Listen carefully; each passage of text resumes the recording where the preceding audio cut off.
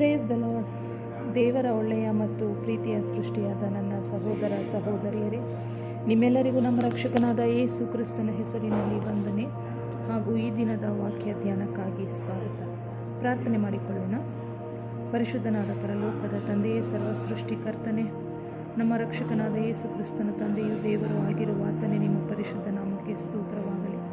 ಅಪ್ಪ, ಈ ದಿನದ ವಾಕ್ಯ ಭಾಗದಲ್ಲಿ ನಮ್ಮ ಜೊತೆಯಲ್ಲಿದ್ದು ಬಲಹೀನರನ್ನು ಬಲಪಡಿಸಿ ನಡೆಸಬೇಕಾಗಿ, ನಿನ್ನ ಕೃಪೆಯಿಂದ ಕಾಯ್ದು ಕಾಪಾಡಬೇಕಾಗಿ ಯೇಸುವಿನ ಹೆಸರಿನಲ್ಲಿ ಬೇಡಿ ಹೊಂದಿದ್ದೇವೆ ನಮ್ಮ ತಂದೆಯೇ, ಆಮೆನ್.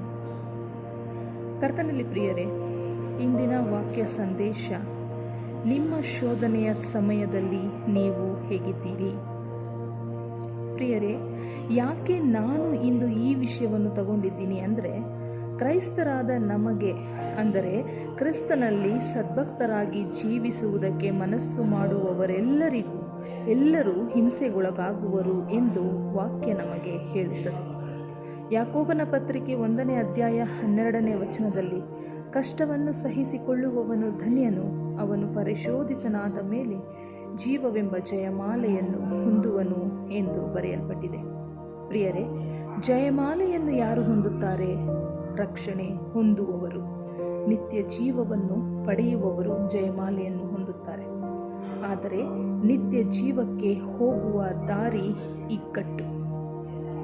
ಮತ್ತಾಯನ ಬರೆದ ಸುವಾರ್ತೆ 7ನೇ ಅಧ್ಯಾಯ 13ನೇ ವಚನದಲ್ಲಿ ಹೀಗೆ ಬರೆಯಲ್ಪಟ್ಟಿದೆ, ಇಕ್ಕಟ್ಟಾದ ಬಾಗಿಲಿನಿಂದ ಒಳಗೆ ಹೋಗಿರಿ, ನಾಶನಕ್ಕೆ ಹೋಗುವ ಬಾಗಿಲು ದೊಡ್ಡದು, ದಾರಿ ಅಗಲವು, ಅದರಲ್ಲಿ ಹೋಗುವವರು ಬಹುಜನ. ನಿತ್ಯ ಜೀವಕ್ಕೆ ಹೋಗುವ ಬಾಗಿಲು ಇಕ್ಕಟ್ಟು, ದಾರಿ ಬಿಕ್ಕಟ್ಟು, ಅದನ್ನು ಕಂಡುಹಿಡಿಯುವವರು ಸ್ವಲ್ಪ ಜನ. ಪ್ರಿಯರೇ, ನಾನು ಯಾಕೆ ಈಗ ಈ ವಾಕ್ಯ ಸಂದೇಶ ಕೊಡುತ್ತಿರುವುದು ಅಂದರೆ, ನಾನು ಈ ವಾಕ್ಯ ಸಂದೇಶವನ್ನು ಹಾಸ್ಪಿಟಲ್ನಿಂದ ಕೊಡ್ತಾ ಇದ್ದೇನೆ. ನನ್ನ ಲೋ ಪ್ಲೇಟ್ಲೆಟ್ಸಿಂದಾಗಿ ನಿನ್ನೆ ನಾನು ಹಾಸ್ಪಿಟಲ್ಗೆ ಅಡ್ಮಿಟ್ ಆಗಿದ್ದೀನಿ, ಸೆಂಟ್ ಜಾನ್ಸ್ ಹಾಸ್ಪಿಟಲ್, ಬೆಂಗಳೂರು. ಹಾಗಾಗಿ ಆದಾಗ್ಯೂ ನನ್ನ ವಾಕ್ಯ ಸಂದೇಶ ನಿಲ್ಲಬಾರದು.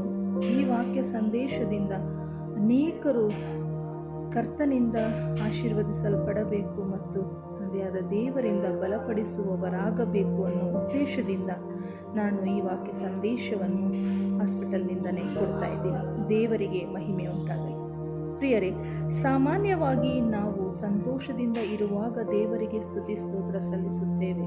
ಆದರೆ ವಾಕ್ಯ ನಮಗೆ ತಿಳಿಸುತ್ತೆ, ನೀವು ಏನು ದುಃಖದ ಪರಿಸ್ಥಿತಿಯಲ್ಲಿದ್ದರೂ ದೇವರಿಗೆ ಕೃತಜ್ಞತಾ ಸ್ತುತಿ ಸ್ತೋತ್ರಗಳನ್ನು ಸಲ್ಲಿಸಬೇಕು ಅಂತ ನಮಗೆ ತಿಳಿಸಲ್ಪಡ್ತದೆ. ಯಾಕಂದರೆ ನಮ್ಮ ಜೀವನದಲ್ಲಿ ನಮಗೆ ಎದುರಾಗುವ ಶೋಧನೆಗಳು ನಾವು ಕ್ರಿಸ್ತನಲ್ಲಿ ದೃಢವಾದ ನಂಬಿಕೆ ಇಟ್ಟುಕೊಂಡದ್ದೇ ಆದರೆ ಕ್ರಿಸ್ತನ ಕೃಪೆಯಿಂದ ನಾವು ಬಲಗೊಳ್ಳುತ್ತೇವೆ.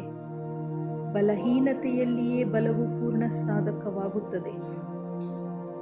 ಬಂಗಾರವು ನಾಶವಾಗುವಂಥದ್ದಾದರೂ ಪುಟ ಹಾಕಿ ಶೋಧಿಸುವುದುಂಟಷ್ಟೇ. ಬಂಗಾರಕ್ಕಿಂತ ಅಮೂಲ್ಯವಾಗಿರುವ ನಿಮ್ಮ ನಂಬಿಕೆಯು ಈ ಕಷ್ಟಗಳಿಂದ ಶೋಧಿತವಾಗಿ ಯೇಸು ಕ್ರಿಸ್ತನು ಪ್ರತ್ಯಕ್ಷವಾಗುವಾಗ ನಿಮಗೆ ಕೀರ್ತಿ, ಪ್ರಭಾವ, ಮಾನಗಳನ್ನು ಉಂಟು ಮಾಡುತ್ತದೆ ಅಂತ 1ನೇ ಪೇತ್ರ 1ನೇ ಅಧ್ಯಾಯ 7ನೇ ವಚನದಲ್ಲಿ ಬರೆಯಲ್ಪಟ್ಟಿದೆ. ಅದೇ ರೀತಿಯಾಗಿ 1ನೇ ಪೇತ್ರ 2ನೇ ಅಧ್ಯಾಯ 21ನೇ ವಚನದಲ್ಲಿ ಈ ರೀತಿಯಾಗಿ ಬರೆಯಲ್ಪಟ್ಟಿದೆ, ಕ್ರಿಸ್ತನೂ ಸಹ ನಿಮಗೋಸ್ಕರ ಬಾಧೆಯನ್ನು ಅನುಭವಿಸಿ ನೀವು ತನ್ನ ಹೆಜ್ಜೆಯ ಜಾಡಿನಲ್ಲಿ ನಡೆಯಬೇಕೆಂದು ಮಾದರಿಯನ್ನು ತೋರಿಸಿ ಹೋದನು.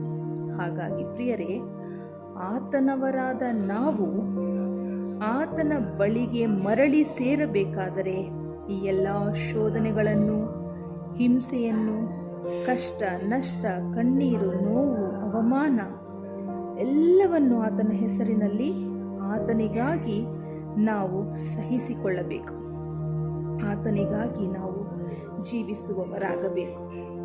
ಕ್ಷಮಿಸ್ರಿ, ಆಯಾಸ ಇರೋದ್ರಿಂದ ವಾಯ್ಸ್ ಕರೆಕ್ಟಾಗಿ ಎಳೆಯೋಕ್ಕಾಗ್ತಿಲ್ಲ, ದಯಮಾಡಿ ಕ್ಷಮಿಸ್ರಿ. ಪ್ರಿಯರೇ, ಹೇಗೆ ಯೇಸುವಿನ ಶಿಷ್ಯರು ಅಪೋಸ್ತಲರು ತಮ್ಮ ಹಿಂಸೆಯ ಕಾಲದಲ್ಲೂ ನೋವಿನಲ್ಲೂ ಅವಮಾನದಲ್ಲೂ ಸೆರೆಮನೆಯ ವಾಸದಲ್ಲೂ ಸಂತೋಷದಲ್ಲೂ ದುಃಖದಲ್ಲೂ ಕ್ರಿಸ್ತನ ಸುವಾರ್ತೆಯನ್ನು ಸಾರುತ್ತಾ ಆತನವರಾಗಿ ಆತನಿಗಾಗಿ ಜೀವಿಸಿದರೋ ಅದೇ ರೀತಿಯಲ್ಲಿ ನಾವು ಸಹ ಆತನಿಗಾಗಿ ಆತನವರಾಗಿ ಯಾವುದೇ ಕಷ್ಟ ಪರಿಸ್ಥಿತಿಯಲ್ಲಿದ್ದರೂ ಸಹ ಜೀವಿಸಬೇಕು. ಯಾಕೆಂದರೆ ಕೆಲವೊಮ್ಮೆ ನಮಗೆ ಎದುರಾಗುವ ಶೋಧನೆ ನಮ್ಮ ನಂಬಿಕೆಗೆ ಆಗುವ ಪರಿಶೋಧನೆಯಾಗಿರುತ್ತದೆ. ಆ ಪರಿಶೋಧನೆ ತಂದೆ ದೇವರಿಂದ ಆಜ್ಞೆ ಪಡೆದು ಬರುತ್ತದೆ. ಅದಕ್ಕಾಗಿ ನಂಬಿಕೆ ಮಾತ್ರವೇ ಸಾಲದು, ಕ್ರಿಯೆಯೂ ಬೇಕು. ಏಕೆಂದರೆ ನಾವು ಯಾಕಪ್ಪ ನನಗೆ ಕಷ್ಟ ಕೊಟ್ಟೆ ಅಂತ ದೇವರನ್ನು ನಾವು ಕೇಳಬಾರ್ದು. ಆ ಅಧಿಕಾರ ನಮಗಿಲ್ಲ. ಆದರೆ ಏನೇ ಕಷ್ಟ ಬಂದಾಗ್ಯೂ ಆ ಕಷ್ಟಗಳನ್ನು, ಹಿಂಸೆಗಳನ್ನು, ನೋವುಗಳನ್ನು, ಶೋಧನೆಗಳನ್ನು ನಿನ್ನ ನಾಮದಲ್ಲಿ ಜಯಿಸಲು ನನಗೆ ಬೇಕಾದಂತಹ ಶಕ್ತಿ ಕೊಡು ಅಂತ ಕೇಳಬೇಕು. ಆತ್ಮಿಕವಾಗಿಯೂ ದೈಹಿಕವಾಗಿಯೂ ಮಾನಸಿಕವಾಗಿಯೂ ನನಗೆ ಶಕ್ತಿ ಕೊಡು, ನನ್ನನ್ನು ಬಲಪಡಿಸು, ನಿನ್ನ ಚಿತ್ತದಂತೆ ನಡೆಯುವುದನ್ನು ನನಗೆ ಕಲಿಸು ಅಂತ ನಾವು ಸ್ವಾಮಿನ ಬೇಡ್ಕೋಬೇಕು. ಅದಕ್ಕೆ ಬದಲಾಗಿ ಯಾಕೆ ನನಗೆ ಈ ಶಿಕ್ಷೆ ಕೊಟ್ಟೆ ಅಂತ ನಾವು ಕೇಳಬಾರ್ದು. ಯಾಕಂದರೆ ಇದಕ್ಕಾಗಿಯೇ ದೇವರು ನಮ್ಮನ್ನು ಕರೆದಿದ್ದಾರೆ. ಯೇಸು ಸ್ವಾಮಿ ಮೊದಲೇ ಹೇಳಿದ್ದಾರೆ, ಇಕ್ಕಟ್ಟಾದ ಬಾಗಿಲಿನಲ್ಲಿ ನಡೆದರೆ ಮಾತ್ರ ನಿತ್ಯ ಜೀವ ಸಿಗೋದು ಅಂತ. ಈ ಶೋಧನೆಗಳ ಮಧ್ಯದಲ್ಲಿ ನಾವು ಹಾದು ಹೋದಾಗ ಮಾತ್ರ ಕ್ರಿಸ್ತನಲ್ಲಿ ನಾವು ಜಯಿಸೋದಕ್ಕೆ ಸಾಧ್ಯ ಆಗುತ್ತೆ. ಕೆಲವೊಮ್ಮೆ ನಮ್ಮ ಜೀವನದಲ್ಲಿ ನಮಗೆ ಎದುರಾಗುವ ಶೋಧನೆ ಸೈತಾನನಿಂದಲೂ ಸಹ ಬರುತ್ತೆ. ನಮ್ಮನ್ನ ದೇವರ ಪ್ರೀತಿಯಿಂದ ಅಗಲಿಸಲು ಸೈತಾನ ಯಾವಾಗಲೂ ಪ್ರಯತ್ನಿಸ್ತಾನೆ ಇರ್ತಾನೆ. ಹಾಗಾಗಿ ನಾವು ಎದೆಗುಂದದೆ ಸದಾ ದೇವರ ವಾಕ್ಯವನ್ನು ಸ್ಮರಿಸುವವರಾಗಿರಬೇಕು. ನಾವು ತಡೆಯಬಹುದಾದ ಶೋಧನೆಯೇ ಹೊರತು ಅದಕ್ಕಿಂತ ಹೆಚ್ಚಾದ ಶೋಧನೆ ದೇವರು ನಮಗೆ ಬರಗೊಡಿಸುವುದಿಲ್ಲ. ಪ್ರಿಯರೇ, ಬೈಬಲ್ನಲ್ಲಿ ಅನೇಕ ಕಡೆ ದೇವರು ನಮಗೆ ಈ ರೀತಿಯಾದಂತಹ ವಾಗ್ದಾನಗಳನ್ನು ಕೊಟ್ಟಿದ್ದಾರೆ. ಈ ವಾಕ್ಯಗಳನ್ನು ಹಿಡಿದೇ ನಾವು ಬಲಗೊಳ್ಳಬೇಕು. ದೇವರ ಮೇಲೆ ನಮಗಿರುವ ನಂಬಿಕೆಯನ್ನು ಇನ್ನಷ್ಟು ಮತ್ತಷ್ಟು ಬಲಪಡಿಸಬೇಕು. ಆ ನಂಬಿಕೆ ನಮ್ಮ ಹೃದಯದಲ್ಲಿ ಕಲ್ಲಿನ ಥರ ದೃಢವಾಗಿ ನಿಲ್ಲಬೇಕು. ಏನೇ ಬಂದರೂ ಜಗ್ಗಬಾರದು. ಆ ರೀತಿಯಾಗಿ ನಾವು ಆತನವರಾಗಿ ಬಾಳಬೇಕು.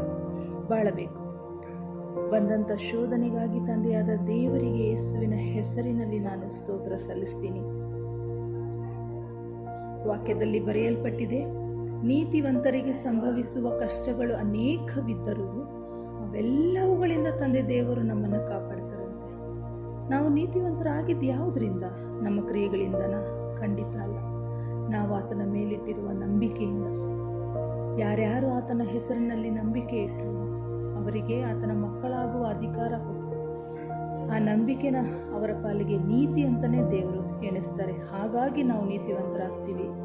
ಹಾಗಾಗಿ ನಮ್ಮ ಜೀವನದಲ್ಲಿ ಅನೇಕ ಕಷ್ಟಗಳು ಬಂದ್ರೂ ತಂದೆಯಾದ ದೇವರು ಅದೆಲ್ಲವುಗಳಿಂದ ತಪ್ಪಿಸಿ ಕಾಪಾಡ್ತಾರೆ. ಹಾಗಂತ ಈಗ ಬಂದ ತಕ್ಷಣ ಈಗ ಕಾಪಾಡ್ತಾರೆ ಅಂತಲ್ಲ. ಆ ಕಷ್ಟಗಳ ಹಾದಿನಲ್ಲಿ ನಾವು ಸ್ವಲ್ಪ ನಡಿಬೇಕು. ಆ ಕಷ್ಟ ಯಾವಾಗ ತೀರಬೇಕು ಅನ್ನೋದು ದೇವ್ರ ಚಿತ್ತ ಇರುತ್ತೋ ಆ ಟೈಮಲ್ಲಿ ಖಂಡಿತ ಅವರು ಅದರಿಂದ ನಮ್ಮನ್ನು ತಪ್ಪಿಸಿ ಕಾಪಾಡ್ತಾರೆ. ಇತರರ ಮುಂದೆ ಸಾಕ್ಷಿಯಾಗಿ ನಿಲ್ಲಿಸ್ತಾರೆ. ಆ ಒಂದು ದೃಢವಾದ ನಂಬಿಕೆ ನಮ್ಮೆಲ್ಲರ ಹೃದಯಗಳಲ್ಲಿರಬೇಕು. ಹೇಗೆ ಸೆರೆಮನೆಯಲ್ಲಿರುವಾಗಲೇ ಪೌಲ ನಮ್ಮೆಲ್ಲರಿಗಾಗಿ ಪತ್ರಿಕೆಗಳನ್ನು ಬರೆದರು, ಇಂದು ನಾವು ಸಹ ಅದೇ ರೀತಿಯಾಗಿರಬೇಕು. ಗಮನಿಸ್ರಿ, ಸೆರೆಮನೆಯಲ್ಲಿ ಅವರು ಸಂತೋಷವಾಗಿರೋಕ್ಕಾಗ್ತಿತ್ತ? ಊಟ ಕೊಡ್ತಾ ಇದ್ರ ಸರಿಯಾಗಿ? ಸೆರೆಮನೆ ವಾಸ ಅಂದ್ರೇ ಒಂಥರ ನರಕದಂಥ ವಾಸ.